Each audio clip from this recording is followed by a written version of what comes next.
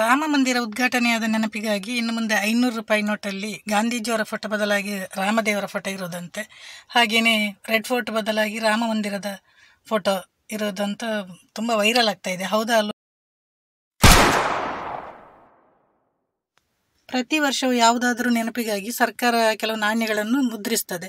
ಕೆಲವು ಚಲಾವಣೆಯಲ್ಲಿ ಇರ್ತವೆ, ಇನ್ನು ಕೆಲವು ಚಲಾವಣೆಯಲ್ಲಿ ಇರುವುದಿಲ್ಲ. ಬರೀ ಸಾಂಕೇತಿಕವಾಗಿ ಮಾತ್ರ, ಇದಕ್ಕೆ ನೆನಪಿಗೋಸ್ಕರ ಮಾತ್ರ. ಇಲ್ಲಿ ಮೋದಿಜಿಯವರು ಕೆಲವು ಎಲ್ಲ ನಾಣ್ಯ ಬಿಡುಗಡೆ ಮಾಡಿದ್ದನ್ನು ನೋಡ್ಬೋದು. ಅಂದರೆ 1 ರಿಂದ 75 ರೂಪಾಯಿ ತನಕವೂ ಇದೆ.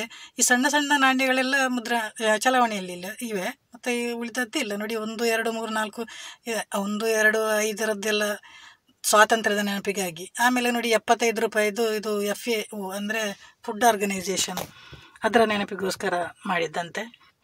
ನೆಕ್ಸ್ಟು 100 ರೂಪಾಯಿಯ ನೋಟನ್ನು ನೋಟಲ್ಲ, ಅದು ನಾಣ್ಯವನ್ನು ಮಾಡಿರೋದು ಪ್ರಧಾನಿ ವಾಜಪೇಯಿ ಅವರ ನೆನಪಿಗೋಸ್ಕರ ಅಲ್ಲಿ ಕೊಟ್ಟಿದ್ದಾರೆ ನೋಡಿ, 100 ರೂಪಾಯಿದ್ದು. ಇವೆಲ್ಲ ನಿಜವಾಗಿ ಚಲಾವಣೆಯಲ್ಲಿ ಇಲ್ಲ, ಅದು ಬರೀ ಇದು ನೆನಪಿಗೋಸ್ಕರ, ಕೆಲವು ಸ್ಮರಣಿಕೆಗಾಗಿ. ಹಾಗೆ 125ರದ್ದು ಈ ನಾಣ್ಯ ಬಂದಿರೋದು ಅಂಬೇಡ್ಕರ್ ಅವ್ರದ್ದು ಬರ್ತ್ಡೇ, ಅದು ಆ್ಯನಿವರ್ಸರಿಗೋಸ್ಕರ. 125 ವರ್ಷ ಆಯಿತು ಅನ್ನೋದರ ನೆನಪಿಗೋಸ್ಕರ.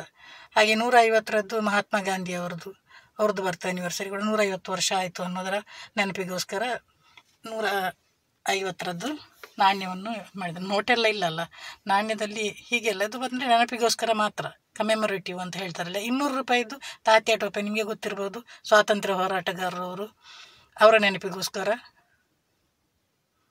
ಮಾಡಿರುವಂಥದ್ದು ನೋಡಿ. ಅದರಲ್ಲಿ ಫೋಟೋ ಎಲ್ಲ ಹಾಕಿದ್ದಾರೆ. ಅಂದರೆ ವರ್ಷ ವರ್ಷ ಚೇಂಜ್ ಇರುತ್ತೆ, ಯಾರು ಬೇರೆ ಬೇರೆ. ಇನ್ನು 500 ರೂಪಾಯಿಯ ನಾಣ್ಯ, ಇದು ಚೈತನ್ಯ ಪ್ರಭು ಅವ್ರದ್ದು ನೆನಪಿಗೋಸ್ಕರ ಮಾಡಿರುವಂಥದ್ದು. ಅಂದರೆ ಪ್ರತಿ ವರ್ಷ ಕೂಡ ಯಾವುದಾದ್ರೂ ಒಂದು ನೆನಪಿಗೋಸ್ಕರ ನಾಣ್ಯಗಳನ್ನು ಮುದ್ರಿಸ್ತಾರೆ.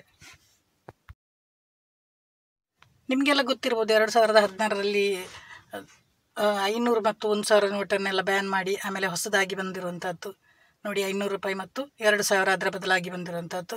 ಹಾಗೆ ಇತ್ತೀಚೆಗೆ ತುಂಬ ವೈರಲ್ ಆಗ್ತಾ ಇದ್ದಿದ್ದು ಅಂದರೆ ಅಯೋಧ್ಯೆಯ ಟೈಮಲ್ಲಿ, ಅಯೋಧ್ಯೆ ಇನಾಗ್ರೇಷನ್ ಆಗುವಾಗ ಏನಾದರೂ ಒಂದು ಸ್ಮರಣಿಕೆ ಮಾಡಬೇಕಲ್ಲ, ನಾಣ್ಯವನ್ನು ಯಾವುದಂದರೆ ನೋಟನ್ನು, ಅಂದರೆ 500 ರೂಪಾಯಿ ನೋಟಲ್ಲಿ ಶ್ರೀರಾಮಚಂದ್ರನ ಫೋಟೋ, ಆಮೇಲೆ ಹಿಂದುಗಡೆ ರೆಡ್ ಫೋರ್ಟಿನ ಬದಲಾಗಿ ಅಯೋಧ್ಯೆ ಮಂದಿರದ್ದು ಫೋಟೋ ಇದೆ ಅನ್ನೋದಂತ ತುಂಬ ವೈರಲ್ ಆಗ್ತಾಯಿತ್ತು. ಸೋಷಿಯಲ್ ಮೀಡಿಯಾದಲ್ಲೆಲ್ಲ ತುಂಬ ಜನರು ಹಾಕಿದ್ದಾರೆ ಅದನ್ನೆಲ್ಲ, ಏನು ಅಂತ. ಕೆಲವರು ಹೌದು ಅಂತ ನಂಬಿದ್ದಾರೆ, ಆದರೆ ನಿಜ ನೋಡಬೇಕಾದ್ರೆ ಅದು ಅಲ್ಲ ಅಂತ ಗೊತ್ತಾಯಿತು.